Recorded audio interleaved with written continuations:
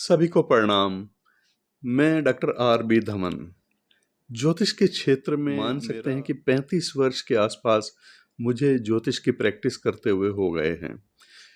काफ़ी समय से मैं ज्योतिष पढ़ाता भी हूँ और काफ़ी वर्षों से मैं नक्षत्रों पर कार्य कर रहा हूँ। नक्षत्र जो राशियों की तुलना में छोटे होते हैं, 13 अंश 20 कला का एक नक्षत्र और 30 अंश की एक राशि, 2.25 नक्षत्र एक राशि में होते हैं। तो इससे जो फलादेश किया जाता है, यानी कौन सा ग्रह आपकी जन्म कुंडली में किस नक्षत्र में था, वो आपको कैसा फल देगा, या फिर कौन सा ग्रह किस राशि में था, वो आपको कैसा फल देगा। तो नक्षत्रों से जो फलादेश होगा वो ज़्यादा सूक्ष्म होगा। स्वाभाविक है, सूक्ष्म इसलिए होगा कि नक्षत्र छोटे होते हैं, 2.25 नक्षत्र एक राशि में होते हैं। 360 डिग्री में जैसे 12 राशि, वैसे ही 27 नक्षत्रों की स्थिति मानी गई है।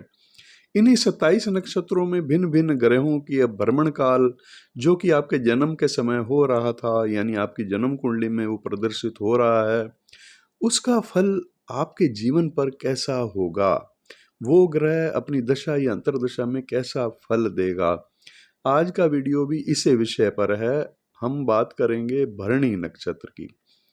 आज विशेष रूप से भरणी नक्षत्र में कौन सा ग्रह क्या फल देगा, और सिर्फ भरणी नक्षत्र में ही नहीं, भरणी नक्षत्र के चारों चरण का फल अलग अलग मैं आपको बताऊंगा। शुरू करते हैं सूर्य से। सबसे पहले सूर्य जो है वो अगर भरणी नक्षत्र में स्थित है आपकी कुंडली में, भरणी नक्षत्र के पहले 2 चरणों में सूर्य की स्थिति अगर हो आपकी कुंडली में तो शुभ फल देने वाली मानी गई है।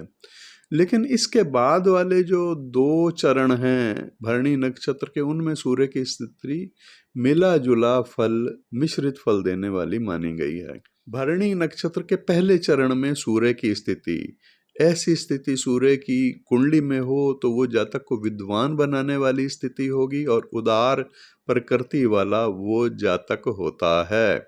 उसकी प्रकृति तो उदार होती है, वो व्यवहार में भी कुशल होता है, भाग्यशाली बनाता है ये सूर्य उसको। ज्योतिष या कोई भी धर्म विषय, अध्यात्म का विषय, उसमें भी उसको बहुत रुचि होती है। ज्योतिष में भी रुचि होती है, जैसे धार्मिक विषयों में उसको रुचि होती है, ऐसे ही ज्योतिष में भी उसको पूर्ण रुचि होती है। इसके अलावा वो जातक पशु चिकित्सा से संबंधित भी हो सकता है, चिकित्सा के क्षेत्र में अगर है तो, और या फिर कानून का विशेषज्ञ भी हो सकता है, और कानून से संबंधित विशेषज्ञ यानी वकालत से संबंधित अगर होगा तो उस क्षेत्र में यशस्वी होता है, मान सम्मान अच्छा उसको प्राप्त होता है। अब सूर्य भरणी नक्षत्र में दूसरे चरण में हो तो ऐसी स्थिति में सूर्य जातक को सुख से संपन्न बनाने वाला होता है। उसे अचानक धन का लाभ जीवन में अनेक बार होता है, चाहे वो किसी लॉटरी या इस प्रकार की किसी प्रकार से हो, और या फिर उसको अचानक विरासत में प्राप्त होने वाली संपत्ति के कारण से हो, या अचानक कहीं से भी गड़ा हुआ धन प्राप्त हो, किसी भी कारण से उसको अचानक आर्थिक समृद्धि प्रदान करने वाला ये सूर्य होता है। ऐसे जातक का पारिवारिक जीवन भी बहुत सफल होता है, सुखी होता है, समृद्ध होता है वो जातक, और उसकी संतान भी योग्य होती है, संतान से भी उसको संतुष्टि मिलती है। तीसरे चरण में, भरणी नक्षत्र के तीसरे चरण में अगर सूर्य की स्थिति हो तो यहाँ सूर्य की स्थिति बहुत ज्यादा अच्छी नहीं मानी गई। हालांकि ये जातक भी पर्याप्त संपत्ति अर्जित करने वाला होता है अपने जीवन में, और उसे लेकिन गंवा भी बैठता है। चौथा चरण, अगर भरणी नक्षत्र के चौथे चरण में सूर्य की स्थिति हो जन्म के समय कुंडली में, तो ये स्थिति बताती है कि उसको बाल्यकाल में दुखों को ज्यादा झेलना पड़ता है। दुख आर्थिक और शारीरिक दोनों प्रकार के होते हैं। अभावग्रस्त वो बचपन उसका व्यतीत होता है, यानी पारिवारिक स्थिति भी उसकी ज्यादा स्ट्रोंग नहीं होती। ऐसे सूर्य पर अगर शुभ ग्रहों की दृष्टि हो तो ये समस्या नहीं भी होती। नहीं तो ऐसा सूर्य जो है उसको आर्थिक रूप से उसके परिवार की स्थिति खराब होने के कारण से बड़ा परेशान करने वाला भी हो सकता है। अब सूर्य भरणी नक्षत्र में और उस पर अलग अलग ग्रहों की दृष्टि का प्रभाव देखते हैं क्या होता है।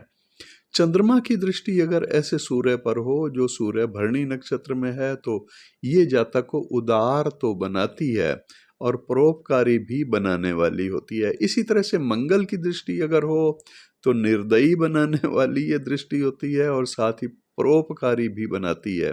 ये दोनों एक दूसरे के विपरीत प्रभाव, यानी एक तरफ निर्दयी बना रही है और एक तरफ बना रही है परोपकारी। अब बुध की दृष्टि अगर ऐसे सूर्य पर हो तो शासन या फिर राजनीति से उसे लाभ होता है और कोई महत्वपूर्ण पद की प्राप्ति भी उसको हो सकती है। बृहस्पति की दृष्टि इस सूर्य पर हो तो वो जातक राजनीति में प्रसिद्धि प्राप्त करने वाला होता है और इस प्रकार की प्रकृति होती है, उसकी नेचर होता है कि वो सबको सम्मान देने वाला होता है। शुक्र ग्रह की स्थिति ऐसे सूर्य पर जो कि भरणी नक्षत्र में है वो उसके लिए शुभ नहीं कही गई, क्योंकि आर्थिक स्थिति को कमजोर करने वाली ये स्थिति होती है और मित्रों से भी दूरी करवाने वाली, जो हितैषी हैं उनसे दूरी कराने वाली ये स्थिति होती है शुक्र की। अब शनि जो है उसकी दृष्टि इस ऐसे सूर्य पर हो तो ये दृष्टि जातक को आलसी बनाने वाली होती है। अब बात करते हैं भरणी नक्षत्र में अगर चंद्रमा की स्थिति हो किसी जातक की कुंडली में तो उसका अलग अलग चरण के अनुसार क्या फल होगा। भरणी नक्षत्र के 3 चरण, पहले वाले जो प्रथम 3 चरण हैं, पहला, दूसरा और तीसरा चरण, इसमें चंद्रमा की स्थिति थोड़ी शुभ होती है और चौथे चरण में चंद्रमा की स्थिति को ज्यादा अच्छा नहीं माना गया। शुरू करते हैं चंद्रमा की स्थिति पहले चरण में। इस पहले चरण में चंद्रमा की स्थिति अगर भरणी नक्षत्र में हो तो वो जातक को बहुत धनवान बनाने वाली स्थिति चंद्रमा की होगी। ये स्थिति जीवन में भी हर समय अपना काम कुछ मात्रा में करेगी, लेकिन मुख्य प्रभाव इसका उस ग्रह की यानी चंद्रमा ग्रह की दशा में दिखाई देगा।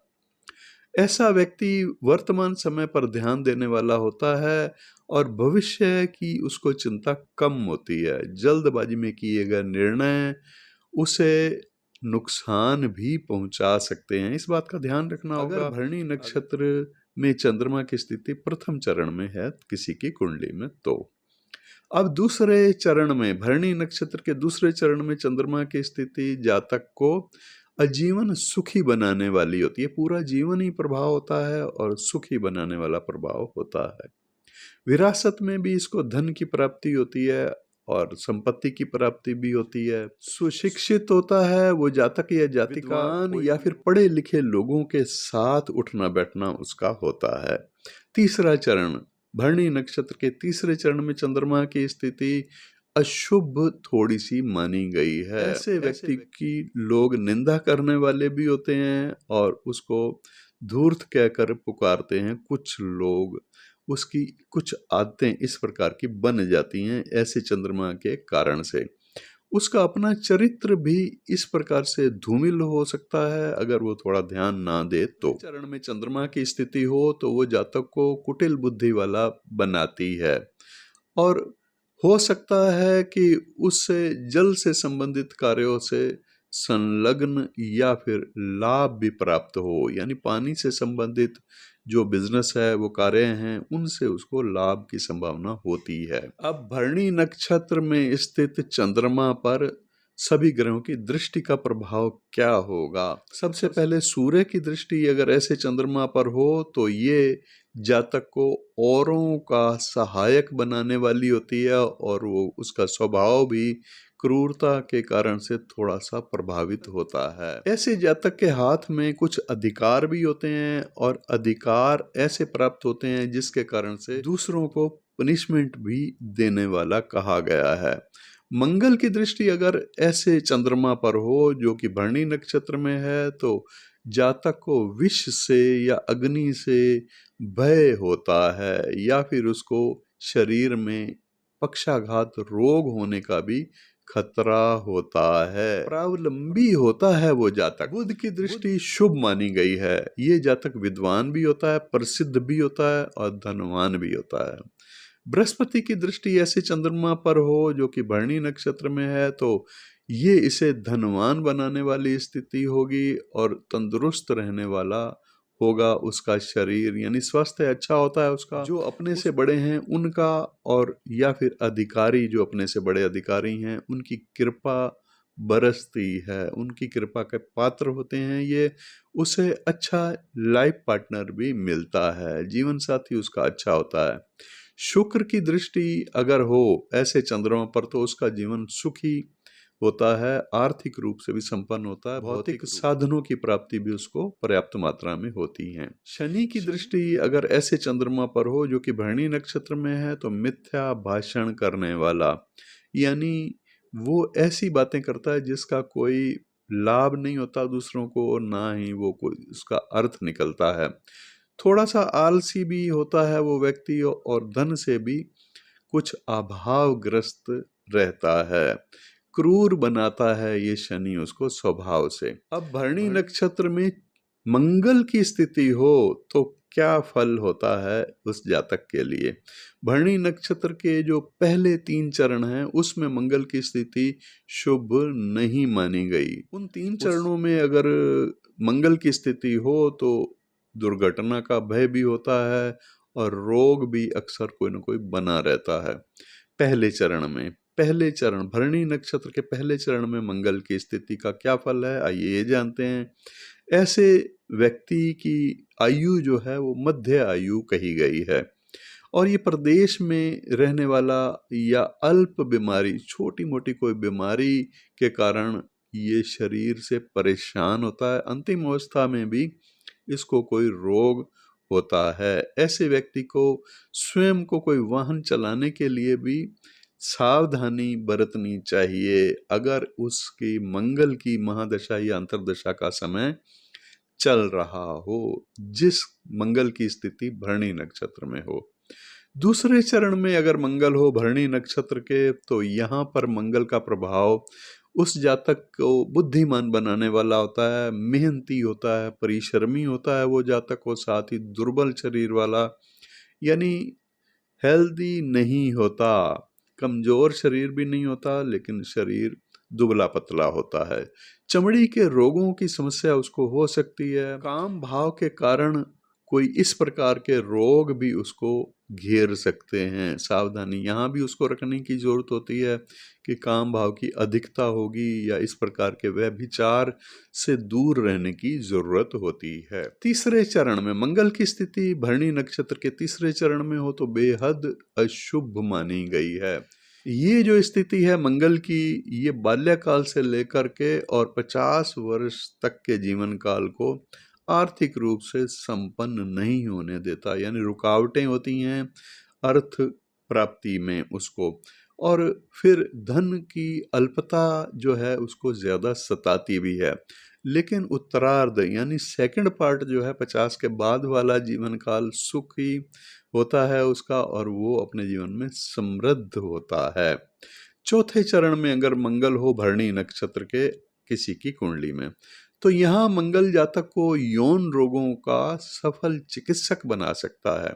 और कहा गया है कि भरणी नक्षत्र के चौथे चरण में मंगल की स्थिति उस जातक को अपने ही क्षेत्र में उच्चतम पद या उच्चतम सम्मान की प्राप्ति करवाने वाली भी होती है।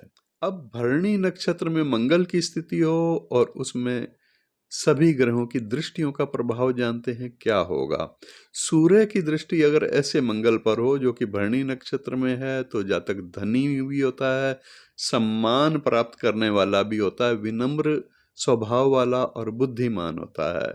चंद्रमा की दृष्टि अगर हो तो विपरीत लिंग से मित्रता का शौक होता है उसको, और ये चंद्रमा की स्थिति उसको मतलबी बनाने वाली भी होती है। भरणी नक्षत्र के मंगल पर अगर बुध की दृष्टि हो तो ये जातक को प्रदर्शन प्रिय बनाने वाली होती है। विपरीत लिंग दूसरे विपरीत लिंग के प्रति उसका झुकाव ज्यादा होता है। ऐसी स्थिति में गुरु ग्रह की दृष्टि अगर हो ऐसे मंगल पर तो वो क्रोध की मात्रा को बढ़ाने वाली होती है, और संपत्ति लेकिन उसको जीवन में पर्याप्त मात्रा में प्राप्त होती है। संपत्तिवान होता है, परिवार में सब उसकी बात का सम्मान करने वाले होते हैं, मानने वाले होते हैं उसकी बात। शुक्र की दृष्टि ऐसे मंगल पर हो जो कि भरणी नक्षत्र में है, तो इस कारण से ये विपरीत लिंग में रुचि लेने वाला ज्यादा ही होता है, और ये अपने परिवार ही नहीं समाज के प्रति भी उत्तरदायित्वों का पालन करने वाला होता है। शनि की दृष्टि इसे कमजोर बनाती है और परिवार में भी विघटन का कारण बन सकती है। भरणी नक्षत्र में कुंडली में अगर बुध की स्थिति हो तो क्या फल होता है उस बुध की दशा अंतरदशा में, यह जीवन में 10-20% पूरा जीवन भी इसका प्रभाव क्या होगा। भरणी नक्षत्र में बुध की स्थिति आयु की दृष्टि से बहुत ज्यादा अच्छी नहीं मानी गई, पर तीसरे चरण में ये उस जातक या जातिका को दीर्घायु भी बनाने वाली होती है। पहला चरण, अगर बुध की स्थिति भरणी के पहले चरण में हो तो बालारिष्ट योग बनाने वाली स्थिति ये बुध बनाता है। दिखा लेना चाहिए कुंडली के अन्य भाव या अन्य ग्रहों की पोजीशन क्या है, ऐसी स्थिति में हमें उसका उपाय भी कर लेना चाहिए। मतलब ये जातक के बचपन में ही उसको समस्याएं रहती हैं, और अगर कोई अच्छे प्रभाव ज्यादा हों, अच्छे ग्रहों के प्रभाव, शुभ ग्रहों के प्रभाव ज्यादा हों, तो ये योग निष्प्रभावी भी हो जाता है। दीर्घायु भी उस स्थिति में जातक हो जाता है। बुध की ये स्थिति जातक को सफल लेखक उसके बाद बनाने वाली होती है। दूसरा चरण, अगर बुध की स्थिति भरणी में दूसरे चरण में हो तो दूसरे चरण में होने के कारण से ये जातक औरों के प्रति उदार होता है, लेकिन उसको अपने पिता से समस्या होती है, यानी पिता से उसकी बातचीत कम होती है या नहीं बनती उसकी। ऐसा व्यक्ति एक साथ कई कार्यों में संलग्न होने वाला होता है, और इसी कारण से उसको अल्प लाभ प्राप्त होता है। बुध की स्थिति अगर भरणी नक्षत्र के तीसरे चरण में हो तो यह शुभ फल प्रदान करने वाला बुध होता है। ऐसा व्यक्ति विद्वान भी होता है। उसका जो लाइफ पार्टनर है उसके मामले में वो खुद बड़ा ही सौभाग्यशाली होता है। ठेकेदारी के काम में भी उसको धन का लाभ होता है, और मैकेनिकल या इंजीनियरिंग के क्षेत्र में अगर वो हो तो उसमें भी खूब सफलता प्राप्त करने वाला होता है। चौथा चरण, भरणी नक्षत्र के चौथे चरण में अगर बुध ग्रह की स्थिति हो कुंडली में तो ये जातक को सरकारी नौकरी दिलवाने वाली हो सकती है, और ऐसा जातक इंजीनियरिंग में भी किस्मत आजमा सकता है। 50 वर्ष तक उसे जीवन में सुखों की प्राप्ति पर्याप्त मात्रा में होती है, और उसको जीवन में एक समय ऐसा आता है जब मिर्गी या पक्षाघात जैसे रोगों की आशंका या भय होता है। अब भरणी नक्षत्र में अगर बुध की स्थिति हो तो उस पर दूसरे सभी ग्रहों का प्रभाव क्या होगा। सूर्य की दृष्टि इस पर पड़ती नहीं, क्योंकि सूर्य इसके आसपास होता है बुध के, और यही कारण है कि उसकी दृष्टि का कोई फल नहीं होता, क्योंकि दृष्टि नहीं पड़ती।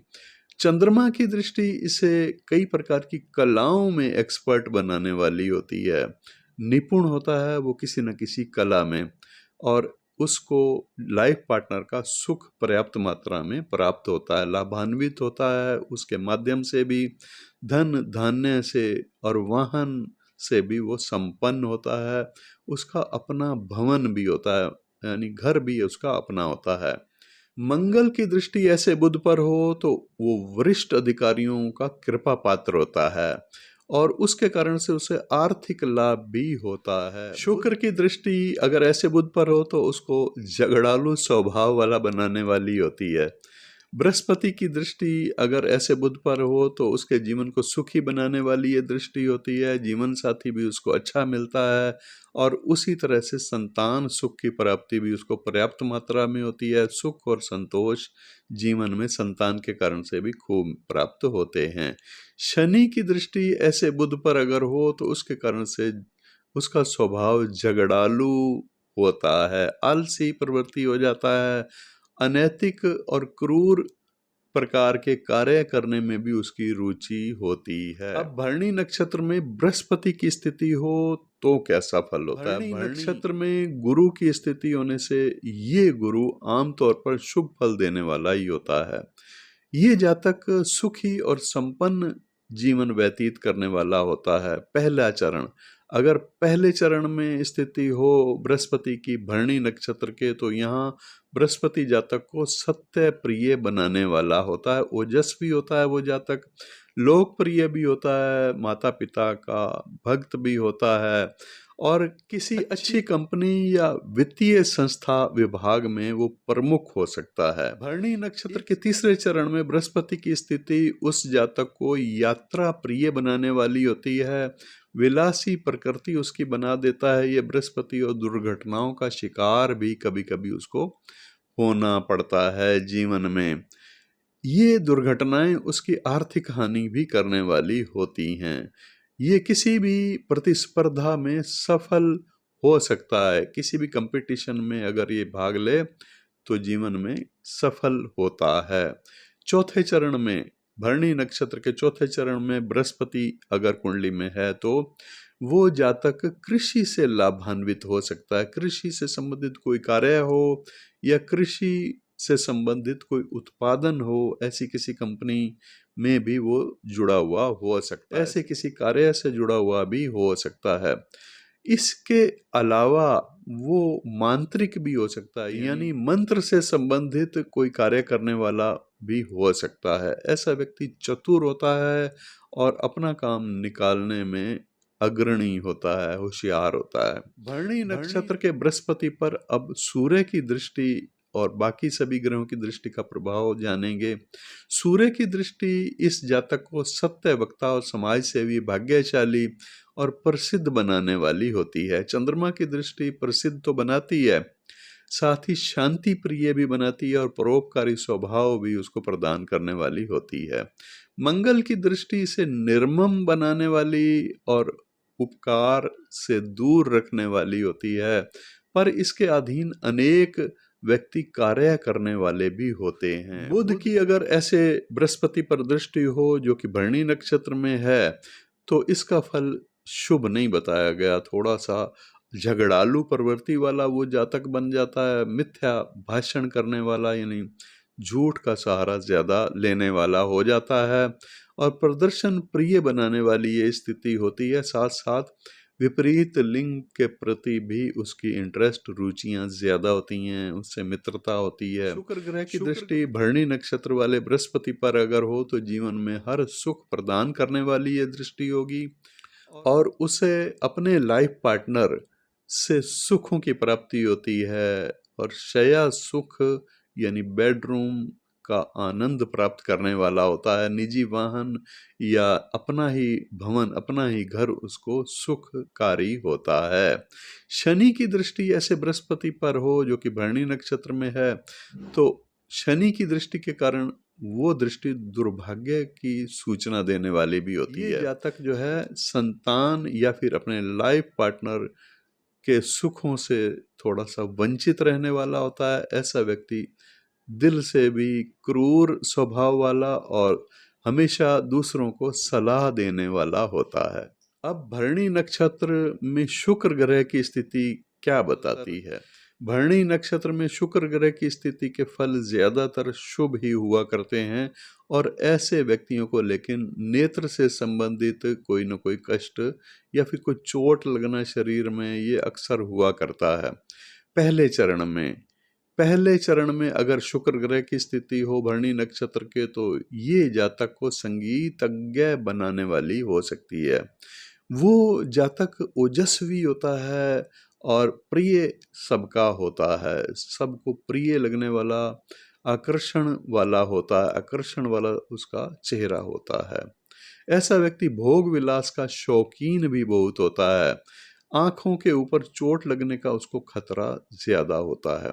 दूसरा चरण, शुक्र ग्रह की स्थिति अगर भरणी के दूसरे चरण में हो तो वो जातक विलासी प्रवृत्ति वाला शुक्र उसको बना देता है या फिर विपरीत लिंग के प्रति उसकी रुचि ज्यादा बढ़ा देता है ये शुक्र।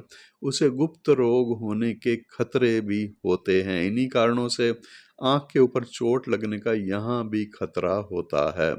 तीसरा चरण, शुक्र की स्थिति भरणी के तीसरे चरण में अगर कुंडली में है तो उसका लाइफ पार्टनर बहुत सुंदर होता है, आकर्षक होता है और ऐसा व्यक्ति कर्तव्यनिष्ठ भी होता है। स्वयं आंखों के ऊपर उसको भी चोट लगने का संकेत बताया गया है। अब चौथे चरण में शुक्र ग्रह की स्थिति हो भरणी के तो प्रवासी बताया गया है, यानी दूसरी जगह जन्म स्थान से अन्य स्थान पर जाकर के रहने वाला, धार्मिक प्रवृत्ति वाला होता है।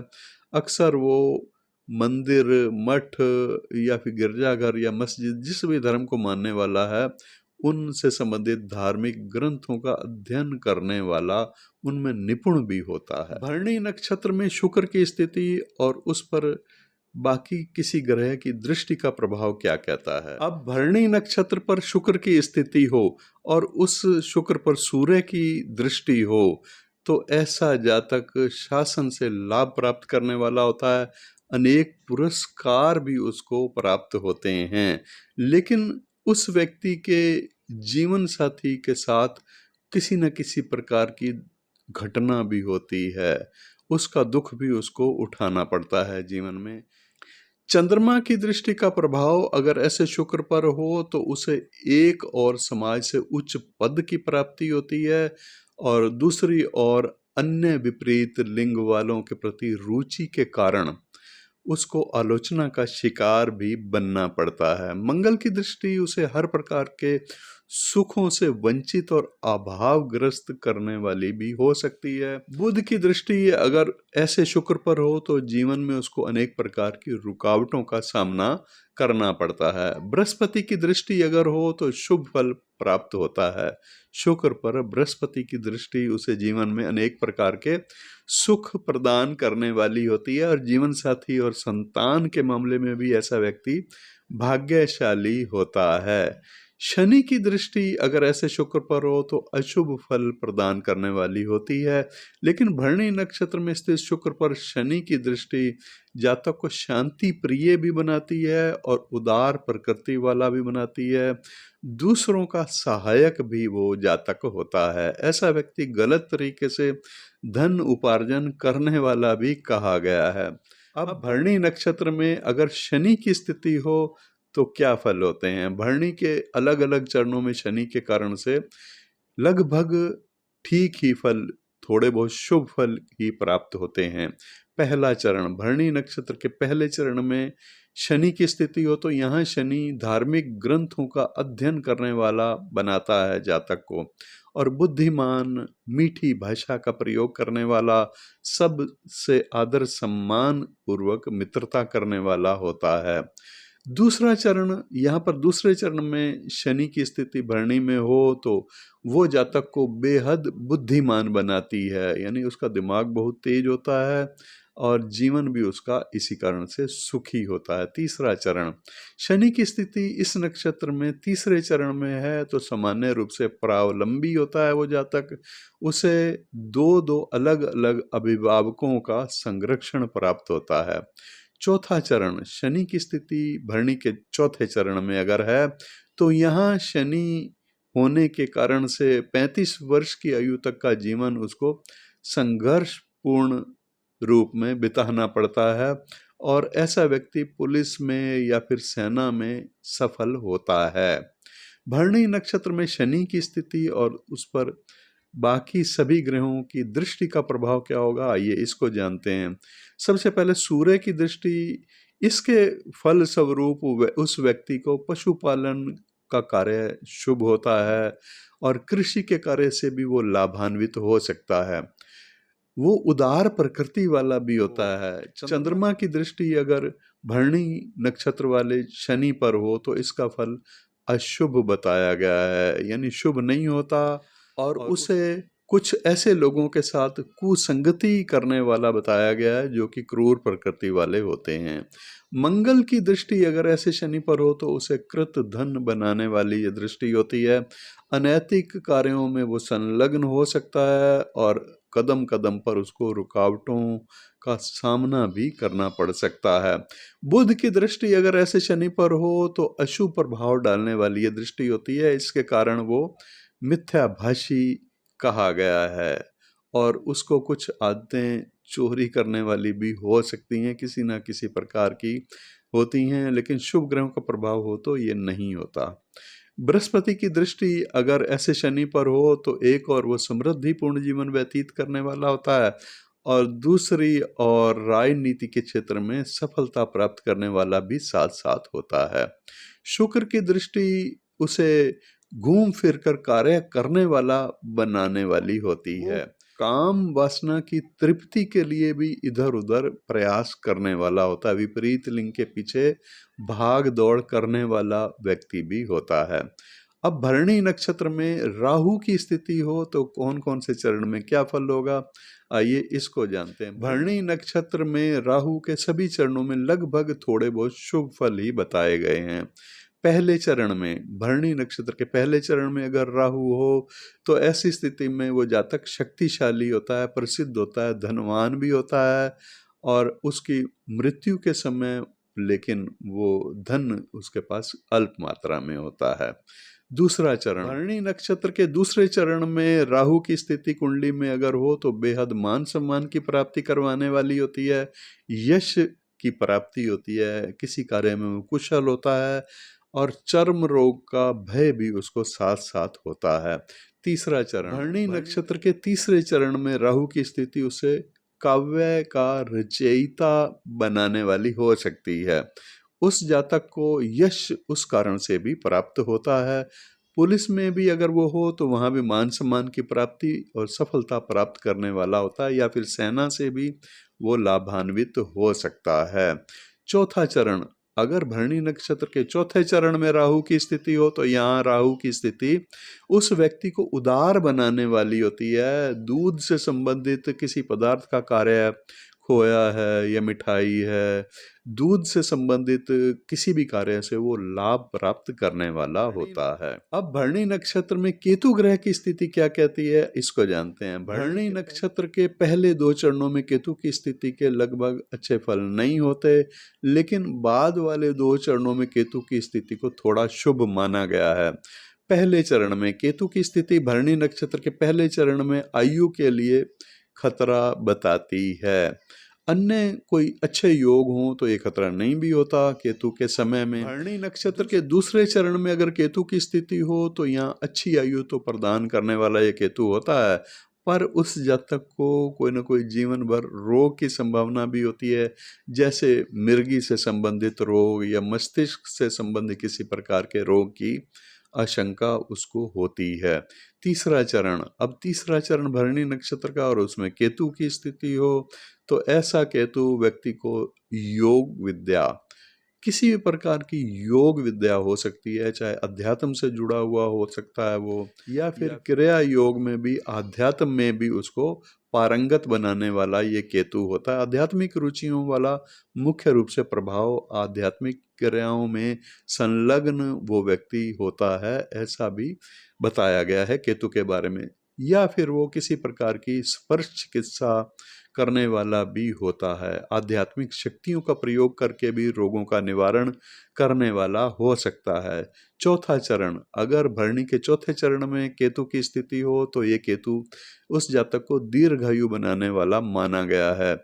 ऐसा जातक आर्किटेक्ट भी हो सकता है, भवन निर्माण से संबंधित किसी कार्य, नक्शा बनाना, इस प्रकार के किसी कार्य से जुड़ा हुआ हो सकता है। अच्छा सलाहकार हो सकता है वो, चरम रोग से भी परेशानी उसको हो सकती है, या किसी न किसी प्रकार के गुप्त रोग होने का भी खतरा जीवन में उसको बना रहता है। तो दोस्तों ये था भरणी नक्षत्र में सभी ग्रहों की स्थिति का फल।